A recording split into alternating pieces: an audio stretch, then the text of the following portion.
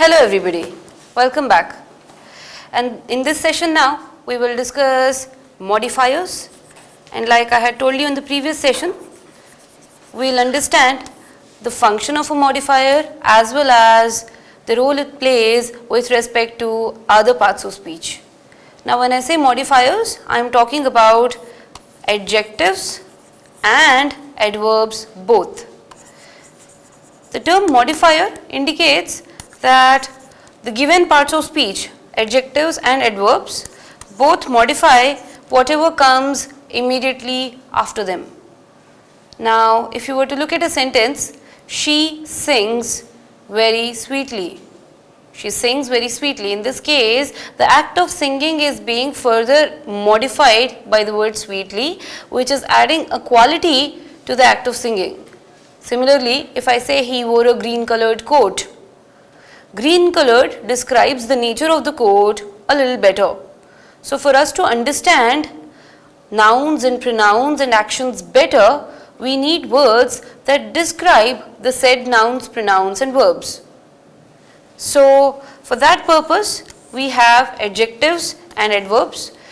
The difference between adjectives and adverbs has to be understood very clearly before we take on examples for each. Now, when I say adjective, I am talking about words that modify or give us the qualities of nouns and pronouns. Of nouns and of pronouns. So, if I tell you, he wore a grey hat. Grey here plays the role of an adjective and thereby it modifies the noun hat. Similarly, if I say it is cold, when I say it is cold, I am telling you that something is cold and I am referring to the given something using the pronoun it. So the modified pronoun it here is modified by the word cold, and since I am modifying a pronoun, once again I will refer to cold as an adjective because it is modifying a pronoun. Nouns, pronouns are modified by adjectives. In the same vein, we look at adverbs which modify verbs as in actions. They modify other adjectives and they also modify other adverbs. When I tell you that an adverb modifies an adjective, the best example to highlight this idea would be the word very. If I tell you this is a very good book, very in this given sentence is modifying good and thereby it becomes an adverb. Similarly, any word which intensifies the flavor of an adjective becomes an adverb. This is an extremely interesting movie. So when I say extremely here becomes my adverb. It's a horribly humid day. Horribly becomes my adverb because horribly is modifying humid, which is further modifying the noun day. However, if I say he ran very quickly, in this given sentence, he ran very quickly, the action running is being described by quickly, which is being further intensified by very. Thereby, since I am modifying an action to begin with, very and quickly will both be defined as adverbs. Let us understand more about adjectives in this segment. We will then also deal with several examples of adjectives which are commonly tested through questions in your examinations. The first thing you need to understand about adjectives is that every adjective has three basic forms. These forms are referred to as the basic form, the comparative form and the superlative form. The basic form, the comparative form and the superlative form. Three of these forms exist for any and every adjective that we have, but the forms that are used in the comparative and the superlative columns may not follow the same pattern always. For example, look at the word good. The comparative form for the adjective good would be better and the superlative form would be best. This is because we have distinct words such as better and best that take good to a higher and then the highest degree. However, if you look at the word hardworking, hardworking is used in its comparative form simply by adding the word more before it. So we say hardworking, more hardworking, and then most hardworking. Hardworking does not have a separate form which is meant to be used only for its comparative purposes. Say, I give you yet another word such as beautiful. This once again in the comparative form will take on the word more. So you will say beautiful, more beautiful, and then most beautiful.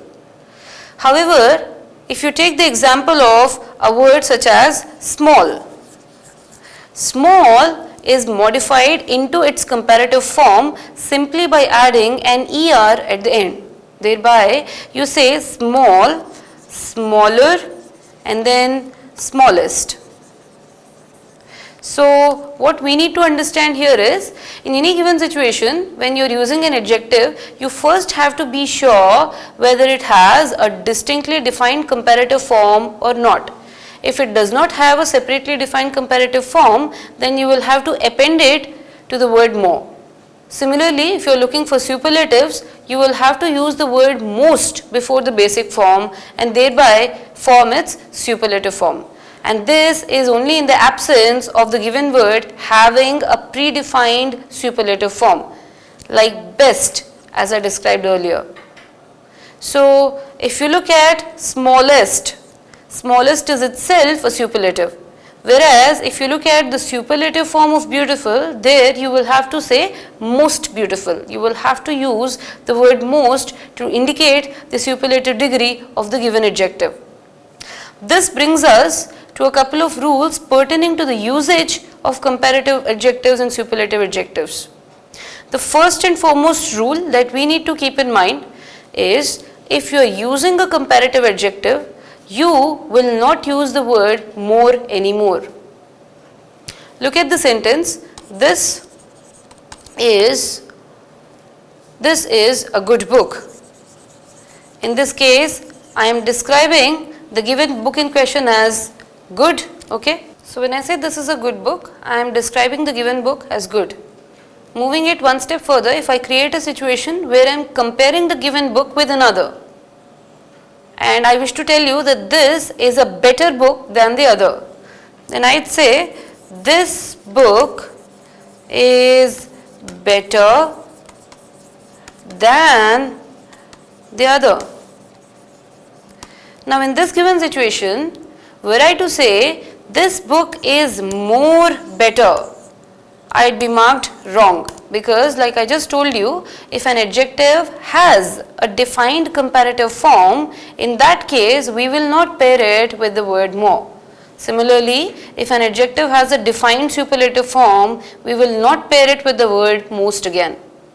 However, if I simply say this book is interesting than the other book, in this case I will be marked wrong once again, because the adjective interesting has to be first converted to its comparative form before I can compare it with another book. I cannot say this book is interesting than, right? As a tip, I'd suggest that whenever you look at the word than in any given sentence, immediately stop and ask yourself if the word before the than is in the comparative form or not. The adjective that precedes than is already scripted in the comparative form or not. So if you look at interesting, interesting is the basic form, the comparative form is more interesting, and the superlative form is most interesting. So if I am making a comparison between two different subjects, I am required to say this book is more interesting than the other, right? Now, look at a situation where I use more with the basic form without being marked incorrect. An example to highlight this idea would be, he is more tall than, take another quality of the same person, something that describes yet another attribute of the same subject, he. So in this case, if I say he is more tall than fat, I am not using the comparative form taller precisely because I am comparing two qualities of the same subject. So if I am comparing two qualities of the same subject, that is tallness and fatness, here I will be marked wrong if I say taller. Though in any other situation, if I am comparing the given subject he with another subject, I am not allowed to say the same. Say I am comparing the given subject he with another subject in terms of height. In that case, I will say he is taller than his brother. He is taller than his brother. But if I am comparing two qualities of the same subject with each other, in that case, I am not supposed to say taller. The reason behind this is, when you say taller, you are by default indicating that the comparison is happening between two distinct subjects. Whereas when you say more tall than fat, here the comparison is happening between tallness and fatness of the same person. Look at another statement. My dog is more cute than ferocious. My dog is more cute than ferocious. If I were to take the same subject dog, like in this sentence here, and compare it with another dog, in that case, once again I will say my dog is cuter than the other. Right? My dog is cuter, because once again more cute and cuter are to be used separately and in their respective contexts. More cute is to be used only when you are comparing two qualities of the given dog, whereas cuter is to be used when you are comparing the given dog with another. This brings us to a very important rule that we have to follow when we use adjectives, that is, we do not use more with a comparative form unless and until the given adjective does not have a comparative form at all. So more is used only with the basic form as a comparative, whereas if the word already has a comparative form, you do not use more in addition to it. More smaller, more bigger, more heavier, more lighter, more whiter, more darker, all these are incorrect expressions. They are unacceptable in British English. Whereas if I say more tall, more small, more big, more heavy, more light, these examples are valid if and only if you are making comparisons between two qualities of the same subject. But in any other situation where you are comparing two different subjects, once again you will have to use the forms taller, bigger, smaller, lighter, heavier, and so forth. Let us now look at what we determine as a sequence of adjectives. Say I look at a chair which is blue in color and is also small.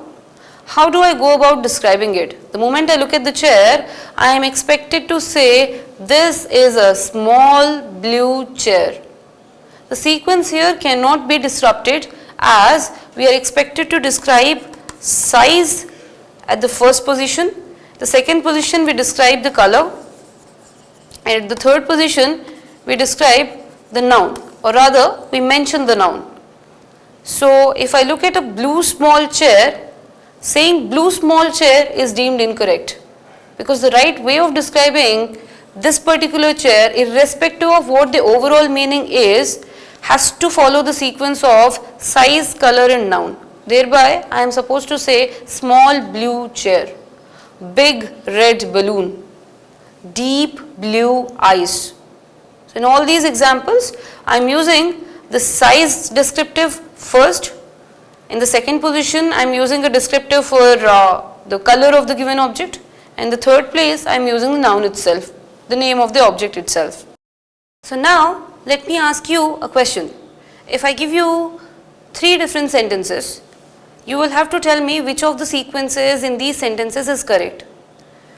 So Annie, tell me, if I say hardworking several Indian students, and then I say several hardworking Indian students. Lastly, I mention several hardworking students and add Indian at the beginning, and so make it Indian several hardworking students. Which of these sequences would you say is most appropriate? Ma'am, third sequence.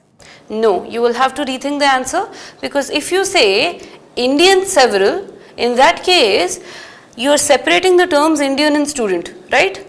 What we need to understand here is several indicates the number, hardworking indicates the adjective that describes the given set of students. Students is a noun here.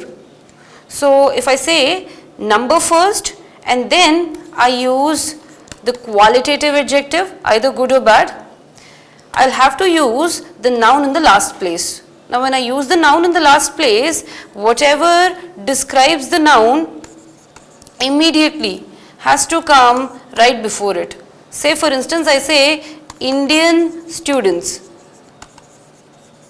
Indian students is a term that cannot be separated, because Indian here does not describe any of the other terms in the phrase other than students. If I say Indian several, that would imply that I am describing the term several using the word Indian, which does not make sense. So the sequence that we have to maintain here is number first, then the adjective which is qualitative, and thereafter we use the term, the noun, in one set. The right sequence here would be Indian will come with the students and thereby at the end with the term students, and so we will precede the entire sequence with the term number. The number here in this case being several, since I have not given any specific figure. So I will have to say several hardworking Indian students, right? Now many a time people skip this sequence while making descriptions in conversations, but on paper you have to remember numerosity always precedes the qualitative adjective which precedes the noun in total. Let's take another example, mysterious Russian scientists, right? Russian scientists again cannot be separated because nationality and the noun are a unit.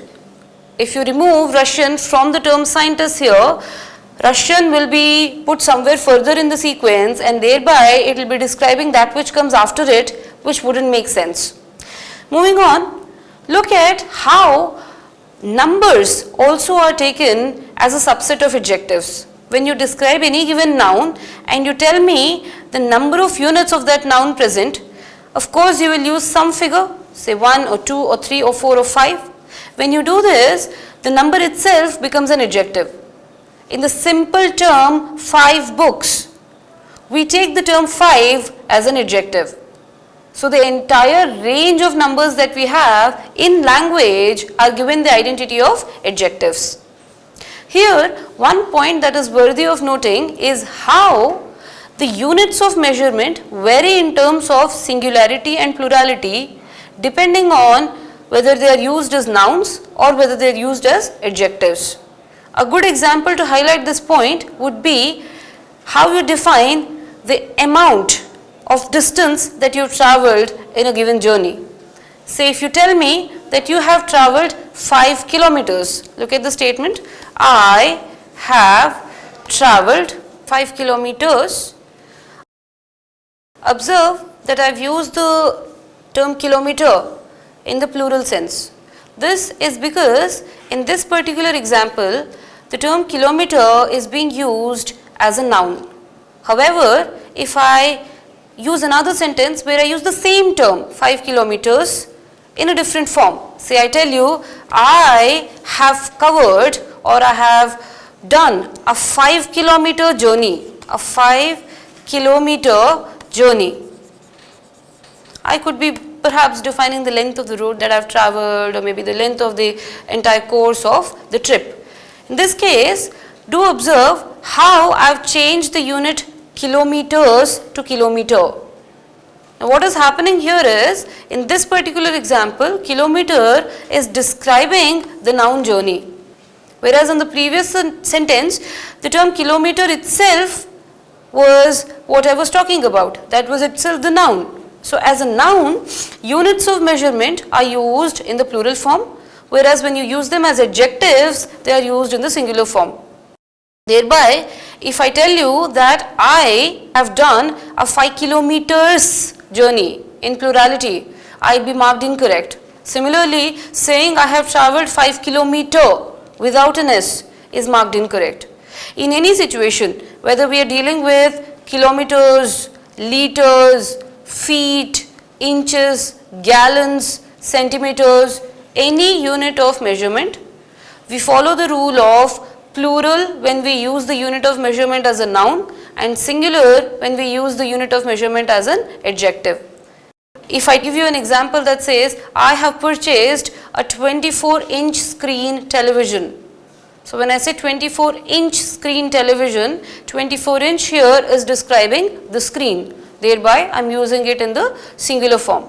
Whereas, were I to rephrase the same sentence to convert this unit, 24 inches, into a noun, in that case, I would have to pluralize it. Say for instance, I tell you, the screen of my television is 24 inches. See, in this case, I will have to say inches and not inch, right? Next, let us look at a bunch of comparative adjectives which students often confuse as comparative adjectives. What I mean to say, they are not actually comparative adjectives, but they appear to be comparative adjectives. A good example in this context would be the word prefer. When you use the term prefer, since it ends with an er, like in the case of smaller, taller, bigger, heavier, lighter, thinner, darker, fairer, just as in the case of those examples, prefer as well ends with an er. Thereby, students often tend to make the mistake of assuming that this too perhaps is making a comparison. However, the er at the end of the word prefer is quite misleading, and this does not belong to the category of comparative adjectives. Now, the moment I say something does not belong to the category of comparative adjectives, you have to keep in mind that you will not use such a term with than. So, if you pair a comparative adjective with a than, only then are you making a comparison between two different subjects or two different objects. However, if you use a term such as prefer, which is misleadingly comparative but is not quite so, you use the preposition to pair it with whatever subjects or objects that you are talking about thereafter. To highlight my point, let me give you a few more examples that fall in the same category. Look at the terms exterior and interior. And interior. Observe the sentence, there is a library exterior than the building. This sentence is marked incorrect. The reason behind this being, you do not pair the word exterior with than. Instead, like I just reminded you, you will have to pair it with the preposition to. The reason for this is very simple. It is that you pair a term with than when and only when it is a comparative adjective. Otherwise, there is no sense of comparison, and thereby using the term than doesn't make sense.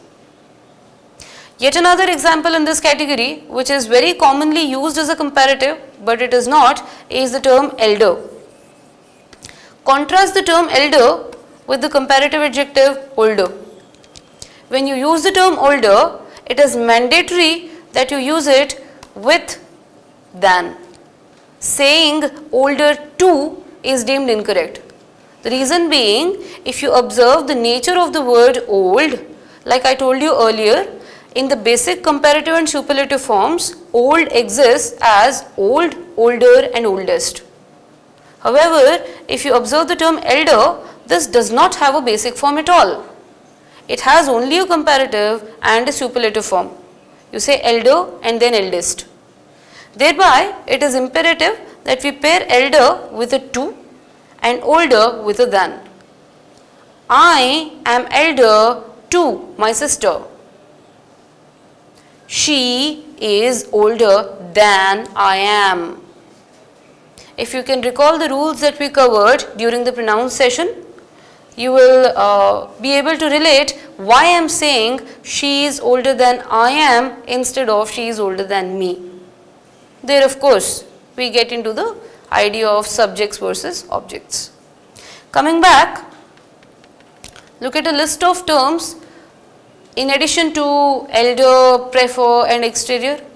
We also have terms such as interior and inferior, right? When we say inferior, there comes superior.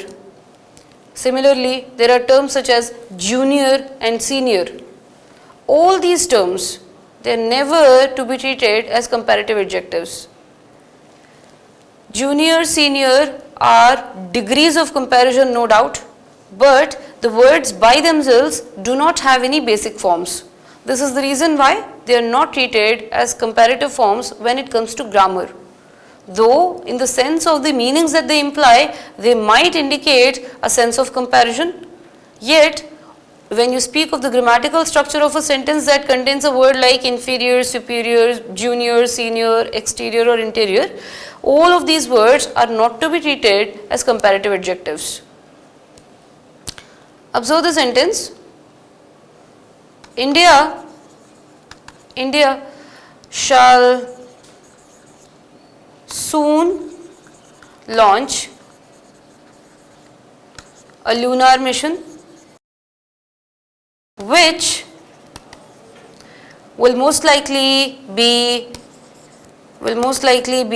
superior than the one we previously did.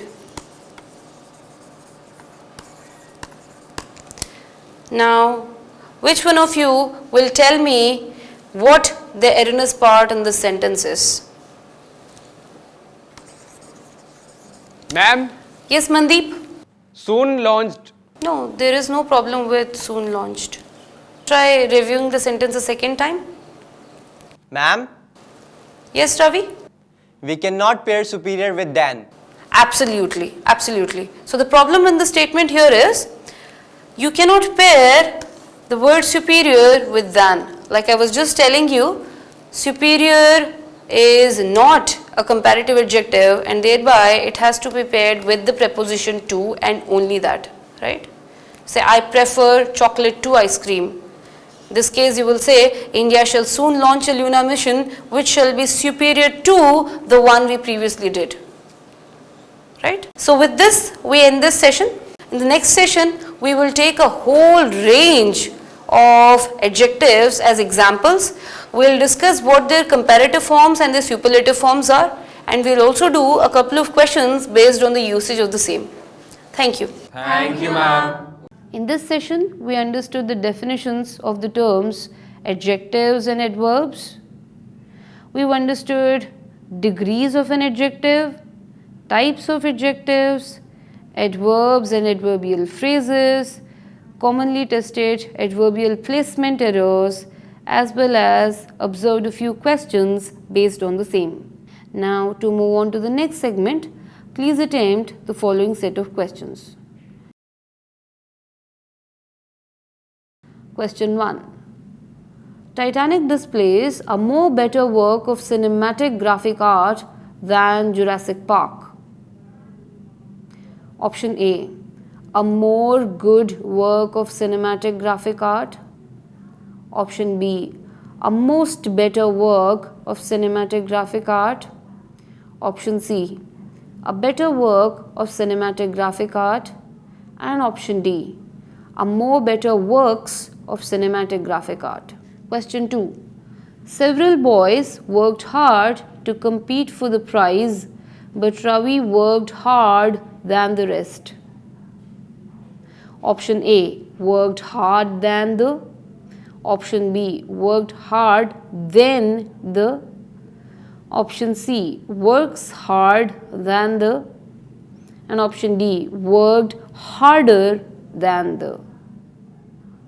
Question 3. My new Labrador is most ferocious than good looking. Option A, more ferocious than good looking. Option B, most ferocious then good looking. Option C, most ferocious than most good looking. And option D, most ferocious than a good looking.